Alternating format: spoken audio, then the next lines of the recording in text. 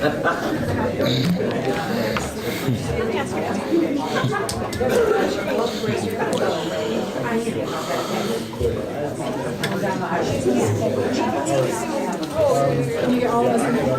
on, Patrick, hurry up, hurry up. That was And then he said, go with the ones you got.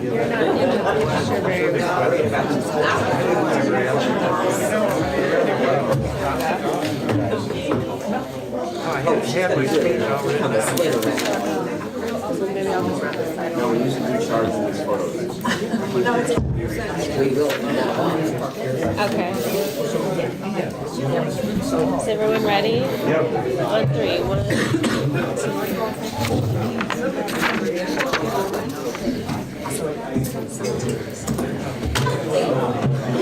Thank you. I didn't do it.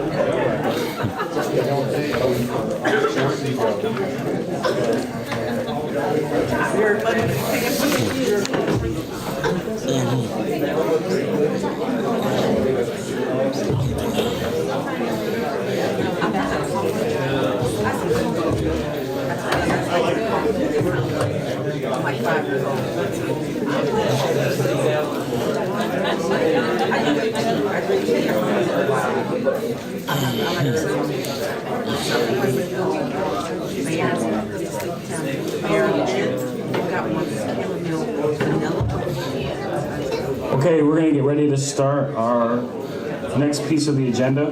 We're going to have all of our members back. 3, 2. Who aren't here? I will. And Mr.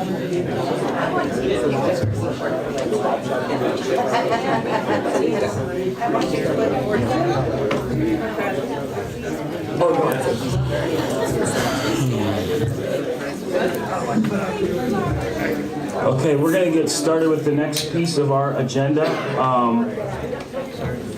This is a presentation on the body-worn cameras that is proposed policy by PPB.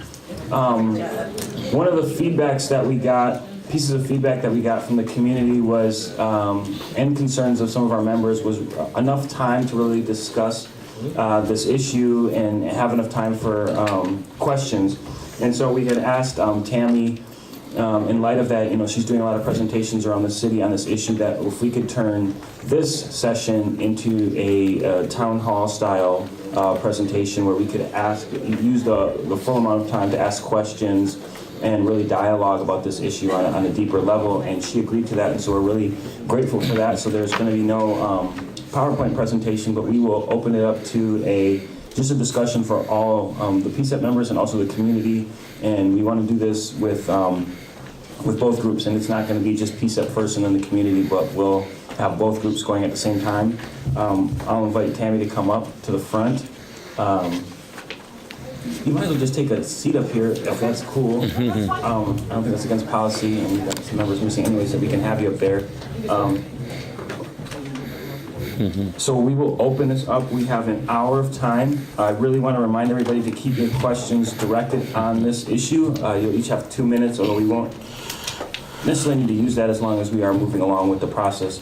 And with that being said, I'll turn it over to Tammy, just any opening remarks, and then open it up to the floor for anything that people want to say. Okay, hi everyone.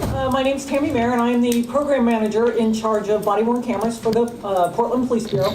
I came last month and I kind of gave an overview of the program in general, kind of the timeline, why we started and stopped a few years ago, and why we're restarting now. Normally in my other meetings, I do the intro part first, and then I kind of delve into some policy questions that we're asking for feedback on. I've done that at various meetings and then a couple town halls that we've had as well. I was told that this one's more of a questions, that you guys had questions for me in the program, and I can answer those to the best of my knowledge.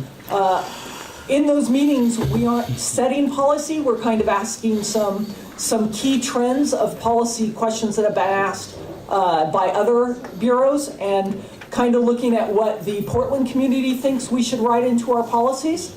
And those revolve around, there's 4 topics that are pretty much covered by law and don't really have a lot of wiggle room. And those are retention and release. So the Oregon law says that we need to retain every video for a minimum of 180 days with a maximum of 30 months if it's not being used in a criminal prosecution. And then if it is being used, it varies on what the statute is for each and every crime. For release, the law states that the videos can be released only if it's in the public's interest, and if we do release it, we need to blur all the faces of everyone involved.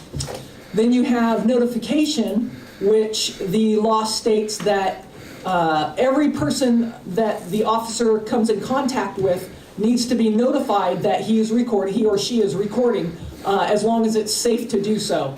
If the officer's jumps out of his car and starts chasing someone down the street, bank robber or whatever, there's really no time to notify him. He can notify him after when they catch him. But at the beginning of an interaction, he or she is supposed to notify the community member that they're being filmed.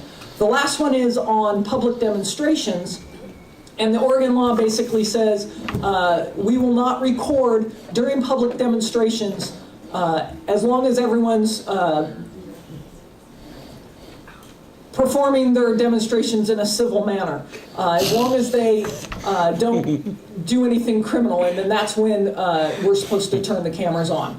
So those are the 4 areas that are covered by law specifically, and then there are a bunch of policy questions. There are 6 we really concentrate on because those have been touchy subjects in other police agencies across the U.S., and those are when do officers, are they required to turn it on, so mandatory activation of the camera. When are officers prohibited from turning it on? When can they make the discretionary call of when to turn it off? When the cameras have to go off? Can officers review the footage prior to writing reports? And then can supervisors also review the footage? Either for complaint resolution or performance evals, there's a wide range there. So those are really the 6 topics that I cover in the presentation, and then we spend time in small groups asking those questions and asking the community members what they think about each of the policies, what they think we should write into our policy, and then kind of go back and forth on, well, what about this scenario, like cultural exemptions. When should it be prohibited because of cultural exemptions? When I was doing the discussion with the Muslim Advisory Council, they said, well, there's certain places in the mosque that should not be filmed. And I was like, okay, we need to take that into account. So those are kind of the things that we're asking the community about so they can provide feedback so we can write a good policy that meets the needs of not only PPB, but also the community at large. Yes. Open up to questions. Who has the microphone? Claudia, we Claudia? need you again. Your Oprah skills are. We have back here. Right over here. If you could just state your name and then your question, please.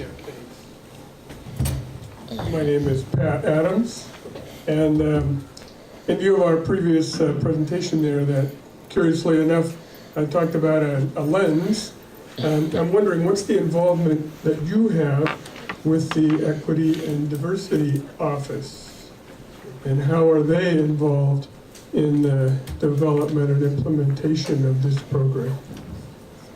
Okay, I contacted the Office of OEHR, Office of Equity and I'm blanking on the name. Human rights. Human Rights, thank you. I contacted them and tried to arrange a meeting. We went back and forth. They had some people out of the office, and we never could come up on a time. So I let them know about the open forum community town halls and asked them to help publicize that, to invite people to participate in the open forum versus a targeted meeting specifically with them. The timing just did not work out. I think the question, if I heard it correctly, was specifically the office within the police bureau. That is the Diversity and Equity Office, L, who made the presentation L. earlier about their engagement. Oh, okay. I've talked with Elle. We had a conversation a few weeks ago on my community, excuse me, outreach, what groups I had talked to, and how we were going about doing the whole community outreach. So I talked with Elle, and I've actually had a conversation with Siobhan as well. Siobhan, right? From the equity office as well. So I've talked with people within the equity office in the bureau.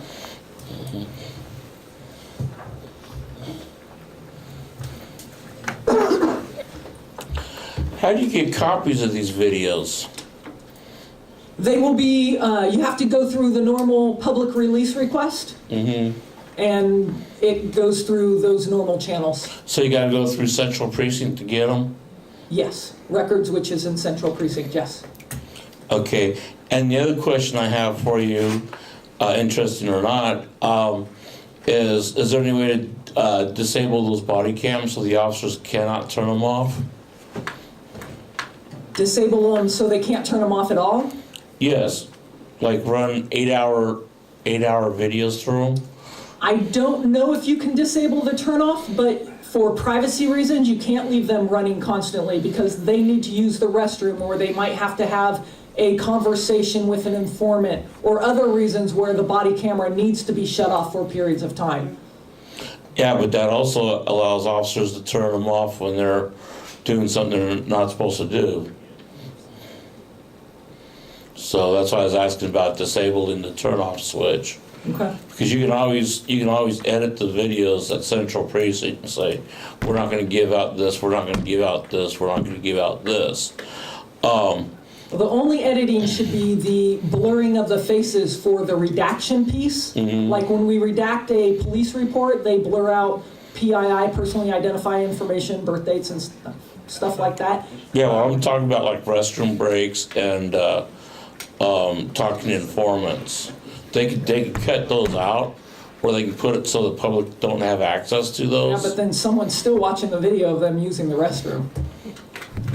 You know, I it's mean, the officers have privacy rights as well, and when we're weighing those concerns, the privacy rights of the citizen or the community member versus the privacy rights of the officer as well. once they put on a badge, they no longer have privacy rights.